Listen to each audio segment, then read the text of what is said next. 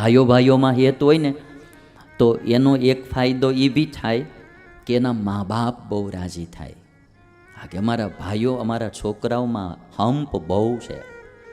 અને ભાઈઓ ભાઈઓમાં કુસંપ હોય, અબોલા હોય, જાવા આવવાના વ્યવહાર ના હોય તો એના મા બાપ પણ બિચારા દુઃખી થાય. કારણ કે એકને ત્યાં જાય તો બીજાને દુઃખ લાગે, બીજાને જાય તો ઓલાને દુઃખ લાગે, મા બાપને પણ ધર્મ સંકટ થાય. અને મેં ત્યાં સુધી અનુભવ્યું છે કે મા બાપ ભાઈઓ ભાઈઓમાં કુસંપ હોય ને એને કારણે એની બહેનો પણ બિચારી દુઃખી થાય. કારણ કે એક ભાઈને ઘરે જાય એટલે ઓલા ભાઈને દુઃખ લાગે, બેન ત્યાં જાય છે વધારે ત્યાંનું રાખે છે. અને એમાંય પાછો એક ભાઈ રૂપિયાવાળો હોય, એક બિચારો ગરીબ હોય, એ બેયને બનતું ન હોય. અને જો એમાં ગરીબ ભાઈને ત્યાં જાય એટલે મોટો ભાઈ પાછો એને ધમકી મારે, તારે એની હારે વ્યવહાર રાખવો હોય મારી હારે નહીં. હવે બેનને પાછું ધર્મ સંકટ થાય કે હવે અહીંયા જઈશ ને મોટો વ્યવહાર છોડી દેશે, મામેરું કોઈ સારું નહીં પૂરે. માથાકૂટ થાય ને બિચારી બેનની તે. અને મેં એવું જોયું છે કે માણસને પોતાને કોઈની હારે આંટી હોય ને તો એ પાછો આખા પરિવારમાં બધાને એ ફોર્સ કરતો હોય કે તમે એની હારે આંટી રાખો એમ. આ પાછું માણસનું એવું છે. હા, કે ભાઈ આપણે કોઈની હારે ન બનતું હોય એક જણાની હારે તો બરાબર છે કે આપણે એને ન બનતું હોય, પાછું આપણે બીજા બધાને બી એવો ફોર્સ કરીએ તું એની હારે વ્યવહાર ન રાખ, મારી હારે રાખવો હોય તેની હારે ન રાખ. હવે આવી રીતે કુસમ ફેલાવવાની, આંટીઓ ફેલાવવાની જરૂર નથી. આપણે એને પ્રોબ્લેમ છે એટલે આપણે એની હારે આંટી હોય તો આપણે બીજાની શું કરવા આંટીઓ પડાવી કે તું એની હારે બોલા કરી, તું એની હારે વ્યવહાર ન રાખ. આવો ફોર્સ ન કરાય. એટલે કદાચ ભાઈઓ ભાઈઓમાં આંટી રાખવી નહીં, કદાચ હોય તો બહેનોને કોઈ દી એવો ફોર્સ ન કરવો તું અહીંયા ન જાતી કે તું એની હારે ન રહેતી, આવો ફોર્સ ન કરવો, એને ખોટા ધર્મ સંકટમાં ન નાખવા. આટલો વિવેક આપણે આ રામાયણની રામકથામાંથી, ભાઈઓ ભાઈઓની પ્રીતિમાંથી શીખવી.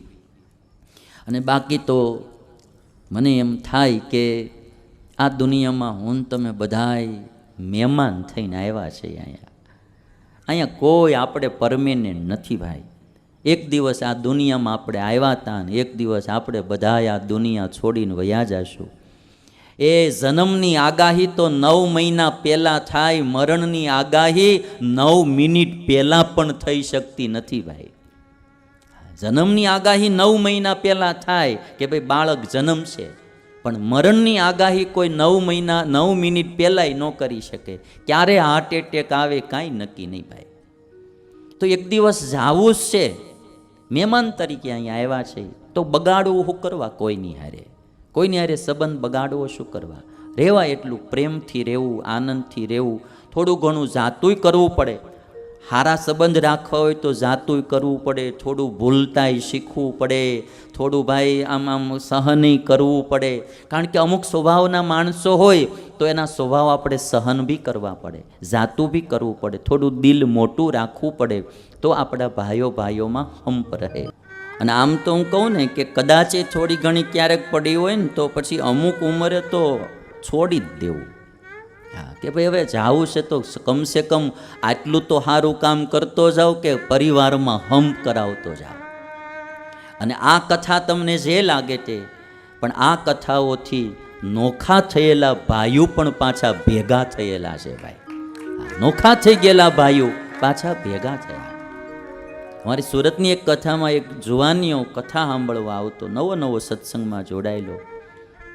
અને એ કથા સાંભળીને એને શું, એના બાપુજી હારે 14 વર્ષથી છોકરાને અબોલા હતા, બાપ દીકરાને. અને ભાઈઓ ભાઈઓના કુસમમાંથી એને એના બાપુજી હારે આંટી પડી ગયેલી. એના બાપુજી કે હું જમીનમાંથી બીજા ત્રીજામાં તને ભાગ ન આપું, અને આવડો કે હું મારો ભાગ લીધે પાર કરું. 14 વર્ષ બાપ દીકરાઓ એકાબીજા જય સ્વામિનારાયણ કે રામ રામ કહેવાનો વ્યવહાર નહીં. એ ભાઈ જુવાનીઓ મને કહેતો હતો કે સ્વામી મારો દીકરો મારે ત્યાં દીકરો જન્મ્યો ને 2 મહિના પહેલાં એનો જન્મ થઈ ગયો. એ છોકરાને પેટીમાં રાખવો પડ્યો તો મારા બાપાએ ફોન કરીને એમ ખબર નહોતી પૂછી કે તારા છોકરાને કેમ છે, તારા છોકરાને કેમ છે, આવો ખબર નહોતી પૂછી. આટલી આંટી પડી ગયેલી. અને 2 વર્ષ અમે બે કોર્ટમાં હામાં લડ્યા બાપ દીકરો. અને કથા સાંભળી અને છોકરાને જે લાગી આવ્યું અને કથાની પત્રિકા લઈ સીધો એના બાપાની ઘરે ગયો અને પત્રિકા આપીને કહે છે કથા બહુ સારી હાલે છે બાપુજી, તમે કથા સાંભળવા આવો. સીધો જઈને પગે લાગ્યો છોકરો. હવે 14 વર્ષ થયા જેણે હામાં જય સ્વામિનારાયણ કે જય શ્રી કૃષ્ણ ન કર્યા હોય અને એ છોકરો આખા પરિવારજનો બધાએ ટ્રાય કરી લીધેલી અબોલા છોડાવવાની, નહોતા છૂટ્યા અને એ છોકરો સીધો આવ્યો. એટલે એના બાપાને એમ થયું કે આને કોક સાધુ મળ્યા હોવા જોઈએ, નહીતર આ આંટી મૂકે નહીં.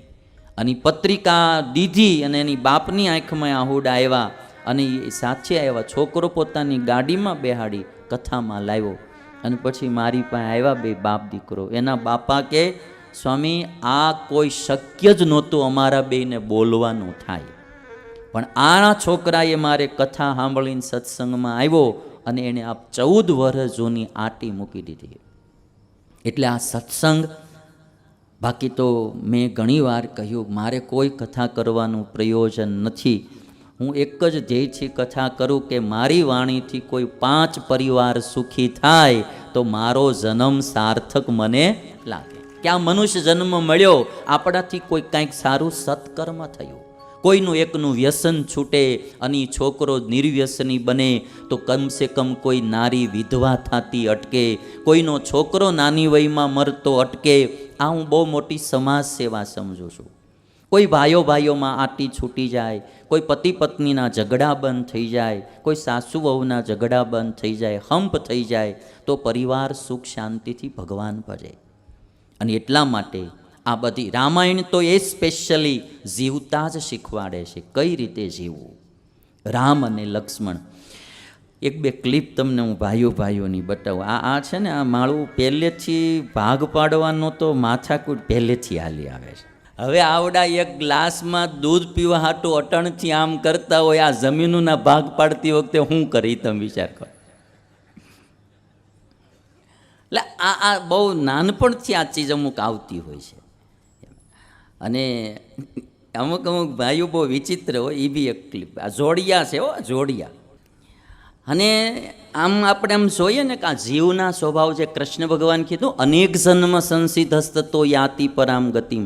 સારા સંસ્કાર પડતા તો જન્મો લાગે છે ભાઈ. બાકી જે સંસ્કાર જે જન્મમાં પડ્યા હોય, નેક્સ્ટ જન્મમાં ગમે એનો જન્મ મળ્યો હોય, પશુનો પક્ષીનો, પણ એના સ્વભાવો નથી જાતા. ભાઈઓમાં હેત હોય ને તો એનો એક ફાયદો એ બી થાય કે એના મા બાપ બહુ રાજી થાય. હા, કે અમારા ભાઈઓ, અમારા છોકરાઓમાં હંપ બહુ છે. અને ભાઈઓમાં કુસંપ હોય, અબોલા હોય, જાવા આવવાના વ્યવહાર ના હોય તો એના મા બાપ પણ બિચારા દુઃખી થાય. કારણ કે એકને ત્યાં જાય તો બીજાને દુઃખ લાગે, બીજાને જાય તો ઓલાને દુઃખ લાગે. મા બાપને પણ ધર્મ સંકટ થાય. અને મેં ત્યાં સુધી અનુભવ્યું છે કે મા બાપ ભાઈઓમાં કુસંપ હોય ને એને કારણે એની બહેનો પણ બિચારી દુઃખી થાય. કારણ કે એક ભાઈને ઘરે જાય એટલે ઓલા ભાઈને દુઃખ લાગે, બેન ત્યાં જાય છે, વધારે ત્યાંનું રાખે છે. અને એમાંય પાછો એક ભાઈ રૂપિયાવાળો હોય, એક બિચારો ગરીબ હોય, એ બેયને બનતું ન હોય. અને જો એમાં ગરીબ ભાઈને ત્યાં જાય એટલે મોટો ભાઈ પાછો એને ધમકી મારે, તારે એની હારે વ્યવહાર રાખવો હોય મારી હારે નહીં. હવે બેનને પાછું ધર્મ સંકટ થાય કે હવે અહીંયા જઈશ ને મોટો વ્યવહાર છોડી દેશે, મામેરું કોઈ સારું નહીં પૂરે. માથાકૂટ થાય ને બિચારી બેનની તે. અને મેં એવું જોયું છે કે માણસને પોતાને કોઈની હારે આંટી હોય ને તો એ પાછો આખા પરિવારમાં બધાને એ ફોર્સ કરતો હોય કે તમે એની હારે આંટી રાખો એમ. આ પાછું માણસનું એવું છે. હા, કે ભાઈ આપણે કોઈની હારે ન બનતું હોય, એક જણાની હારે તો બરાબર છે કે આપણે એને ન બનતું હોય, પાછું આપણે બીજા બધાને બી એવો ફોર્સ કરીએ કે તું એની હારે વ્યવહાર ન રાખ, મારી હારે રાખવો હોય તો એની હારે ન રાખ. હવે આવી રીતે કુસમ ફેલાવવાની, આંટીઓ ફેલાવવાની જરૂર નથી. આપણે એને પ્રોબ્લેમ છે એટલે આપણે એની હારે આંટી હોય તો આપણે બીજાની શું કરવા આંટીઓ પડાવી કે તું એની હારે બોલા કરી, તું એની હારે વ્યવહાર ન રાખ. આવો ફોર્સ ન કરાય.